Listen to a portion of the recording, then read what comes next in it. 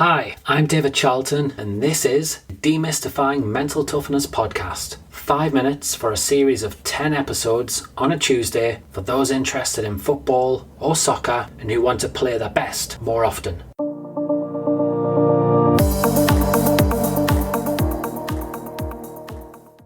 Hi there, today we are at episode 8 of this 10-part series. I sincerely hope that you found the first 7 episodes enlightening and useful.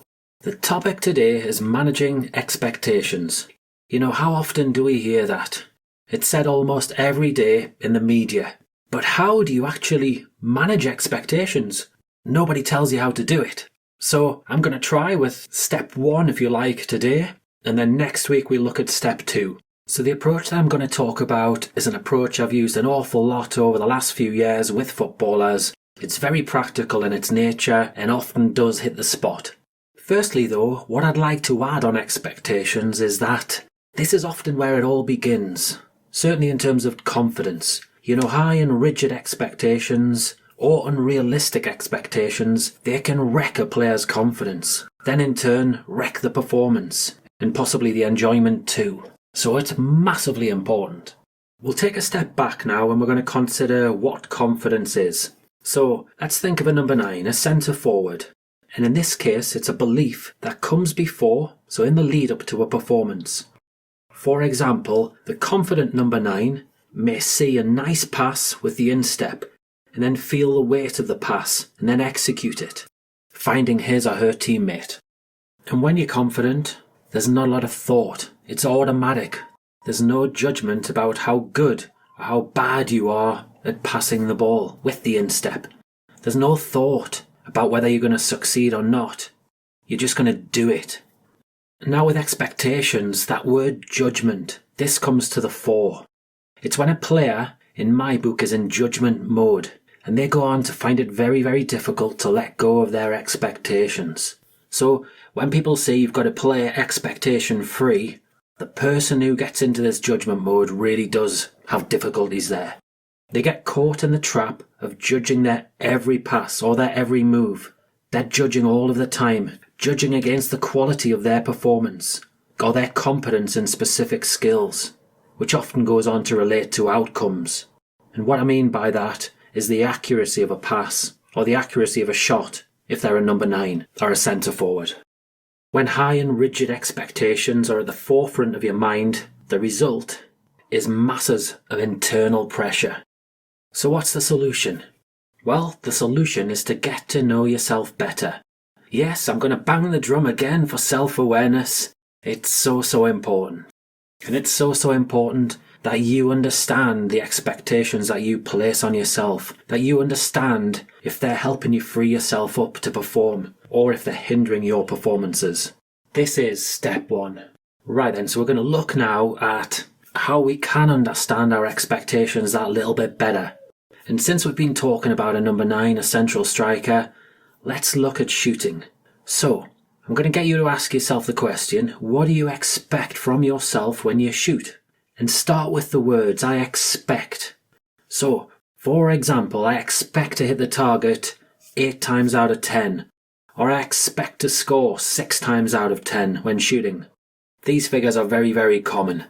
Normally when I ask a client, they generally do come up with these sort of numbers. And are they high? Well, you'll soon find out. Another alternative might be, if we think about 1v1s, you could start with the expectation that I should, that's right, I should beat the goalkeeper 9 times out of 10 on 1v1s. So I alluded to the fact that these expectations might be high. Well, I'm curious to know what happens to you if you don't meet your expectations. Do you feel frustrated? Do you get upset? Do you get angry at yourself? And what then happens with your actions?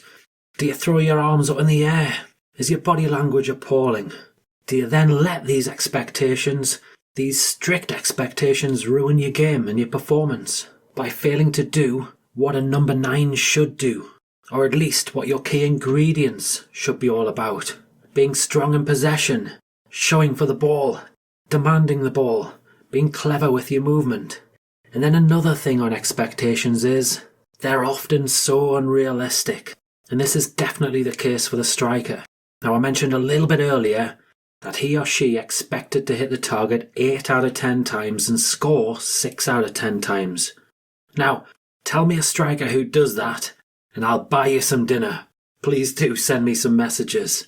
Because here are some stats. Harry Kane, when he played in the Premier League, well, certainly his career to date in the Premier League anyway, he scored 213 goals from 1,179 shots. So that means that he scored less than 2 from 10 shots, while his accuracy was 44%.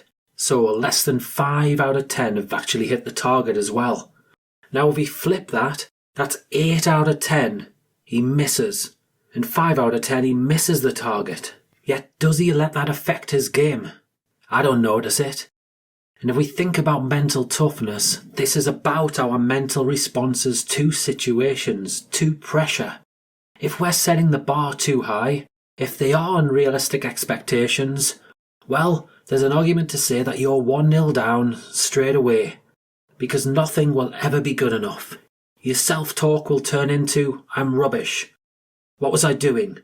You'll be ultra-critical of yourself, which arguably borders onto perfectionism, but I'll leave that for another episode. So, the lesson, as I say, is understanding in depth what you expect. That's right, expect of yourself. I'd encourage you to go deep. Think about the warm-up. Do you have to have a good warm-up to perform? Think about the scoreline. Do you expect your team to start strongly? And then what happens if they don't? Think about physical opponents, aggressive opponents, opponents who give you the verbals. What do you expect on these occasions from yourself? The key here is to think about all of the different situations, all of the different skills that you have and that you're likely to face, and then understand if you're helping yourself or not. Do you call yourself negative labels, as I've said earlier, when I mention I'm rubbish? Do you generalise about certain situations or opponents?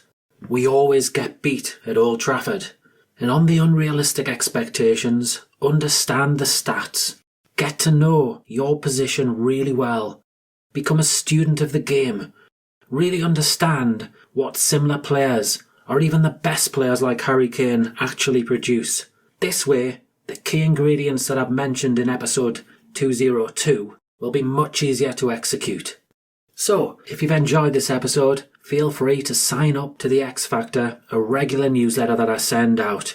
You're going to benefit an awful lot from it, with even more comprehensive information that's going to challenge your expectations, your beliefs, and in turn, help you play with more confidence and freedom. Have a great day.